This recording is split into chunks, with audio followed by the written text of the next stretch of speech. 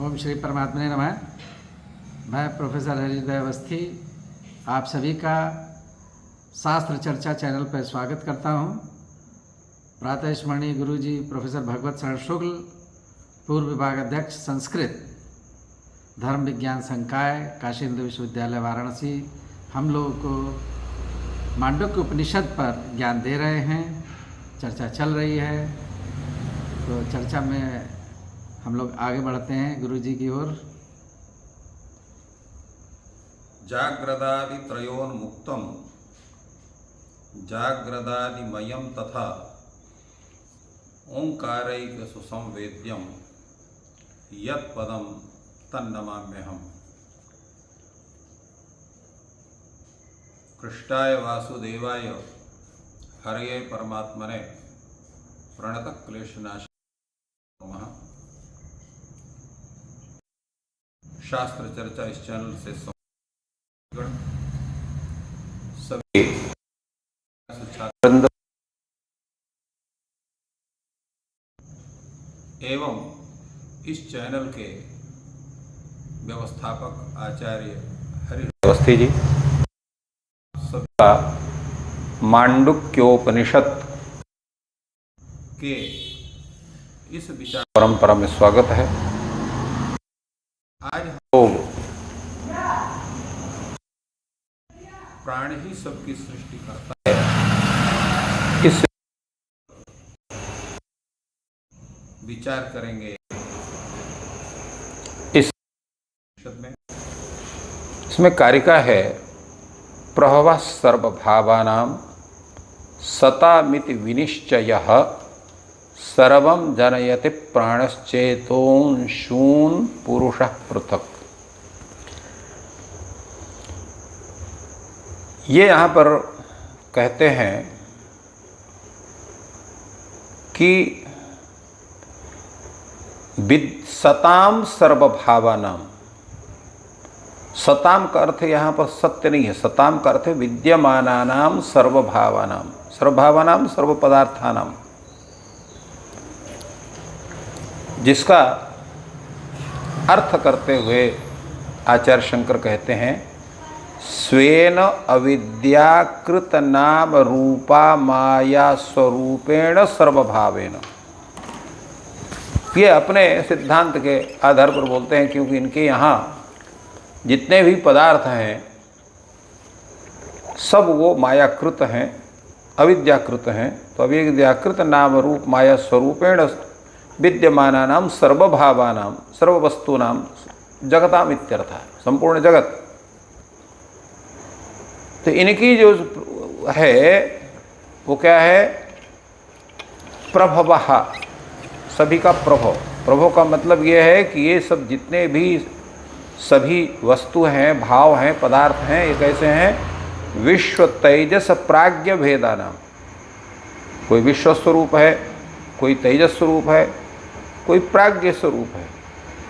तो इन सभी का जो है प्रभव माने उत्पत्ति होती है, क्योंकि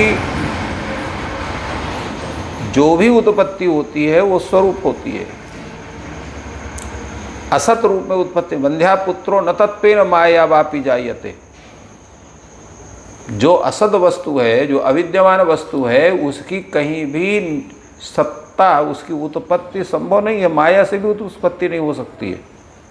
बंध्या पुत्रो न तत्वेन माया वापि जायते, माया से भी उत्पन्न नहीं होता है।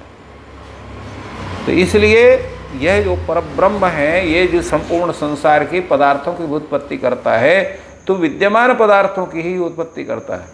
इसलिए यहाँ पर लिखते हैं शंकर, यदि ही असतामेव जन्म स्यात् ब्रह्मणो अव्यवहार्यस्य ग्रहण द्वारा भावात् असत्व प्रसंगः। यदि अविद्यमान का ही भी अगर जन्म मान लिया जाए, तो ब्रह्म के द्वारा जो अव्यवहार्य वस्तु है, उस अव्यवहार का भी ग्रहण द्वारा अभावात उसका भी असत्व प्रसंग हो जाएगा।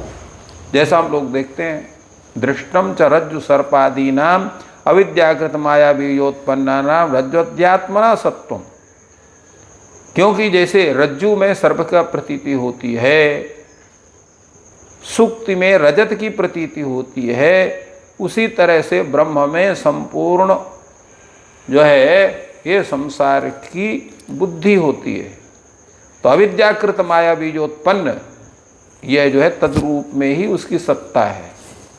नहीं निरस्पदा रज्जु सर्प मृग तृष्णादिकादय क्वचित उपलभ्यन्ते। और जहाँ सामान्य रूप है तो कहीं जो सामान्य रूप से रज्जु है उसमें सर्प की प्राप्ति या जो है मृग तृष्णा वहाँ जल की प्राप्ति कहीं भी देखी नहीं जाती है।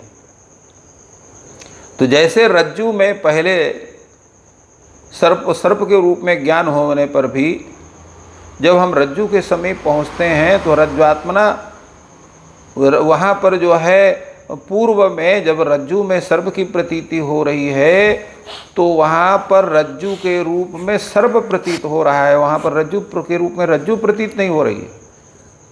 उसी प्रकार जो संपूर्ण जगत की जो प्रतीति हो रही है तो वो पर जो है वो ब्रह्म में सर्वभावाना उत्पत्ते प्राक प्राण बीजत्तात्मना नैव सत्वम। तो यहाँ पर भी संपूर्ण जो पदार्थ हैं उनकी उत्पत्ति के पूर्व प्राण बीजात्मना ही उनकी सत्ता है। और परंतु जब ब्रह्म का ज्ञान हो जाता है तो जैसे रज्जु के समीप जाने पर रज्जुरियम न तो सर्प इत्याकारक प्रतीति होती है, उसी प्रकार जो है जब ब्रह्म ज्ञान हो जाता है तो ब्रह्मैव इदम नेदम जगत इत्याकारक प्रतीति होती है। तो ब्रह्मैव इदम आत्मैव इदम अग्रम आसीत, ऐसा बृहदारण्यक उपनिषद कहता है कि केवल पूर्व में केवल पर ब्रह्म ही था और कोई दूसरा नहीं था।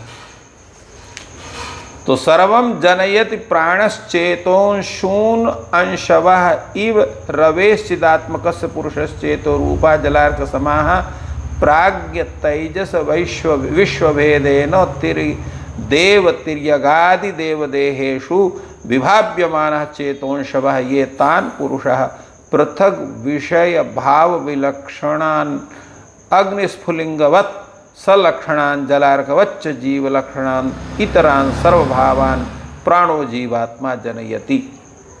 ऐसा शंकर कहते हैं। तात्पर्य यह है कि जब ये संपूर्ण पदार्थों को उत्पन्न करते हैं, कौन करते हैं? प्राण। प्राण का मतलब ब्रह्म जो है वही सबको उत्पन्न करता है। कैसे करता है? तो जैसे जल में रवेश चिदात्मस्य पुरुषस्य चेतो रूपा जलार्क समा, अर्थात जल में प्रतिबिंबित सूर्य के समान देव मनुष्य तिर्यगादि विभिन्न शरीरों में प्राज्ञ तेजस और विश्व रूप से भासमान जो चितात्मक पुरुष है वो पुरुष के किरण के रूप में उनका जो है तद रूप में आभास होती है और उन विषय भाव से विलक्षण तथा अग्नि की जैसे चिनगारी है वो जैसे प्रतीत होती है। जल में जैसे प्रतिबिंबित सूर्य के समान सजातीय जीवों को पुरुष अलग ही उत्पन्न करता है, इसके अतिरिक्त समस्त पदार्थों को बीजात्मक प्राण ही उत्पन्न करता है, जैसा कि बतलाया गया है। श्रुति में भी कहा जाता है यथोर्णनाभिः, जैसे ऊर्णनाभि अर्थात मकड़ी अपने जो है शरीर से ही जाल बुनती है और उसी जाल में वो निवास करती है। जाल बनाने के लिए वो अतिरिक्त किसी पदार्थ का चयन नहीं करती है। उसी प्रकार संसार को बनाने के लिए जो ब्रह्म है किसी बाह्य वस्तु का आश्रय नहीं करता है, अपने द्वारा ही संपूर्ण संसार की वो रचना करता है।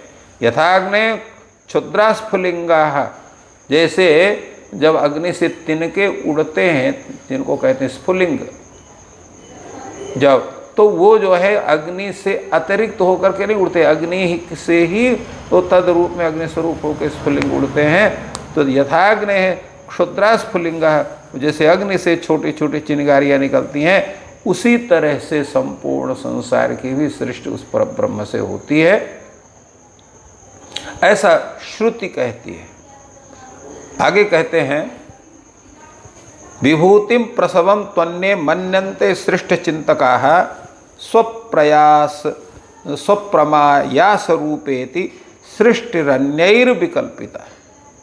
तात्पर्य है कि जो अन्य विचारक हैं, जो सृष्टि के विषय में अन्य रूप से विचार करते हैं, वो कहते हैं अन्ये सृष्टि चिंतकाः तु विभूतिम प्रसवम मन्यन्ते। वो कहते हैं भगवान की विभूति को ही जगत की उत्पत्ति मानते हैं। वो कहते हैं वही जो है विभूति ही जगत के स्वरूप को प्रकट करती है, उसी से प्रकट होता है। स्वप्रमायास रूपेति सृष्टि अन्य विकल्पिता। और कुछ लोग कहते हैं सृष्टि का एक अलग स्वरूप है। क्या स्वरूप है? वो कहते हैं कि यह सृष्टि स्वप्न और माया के समान है। स्वप्न माया स्वरूपेति।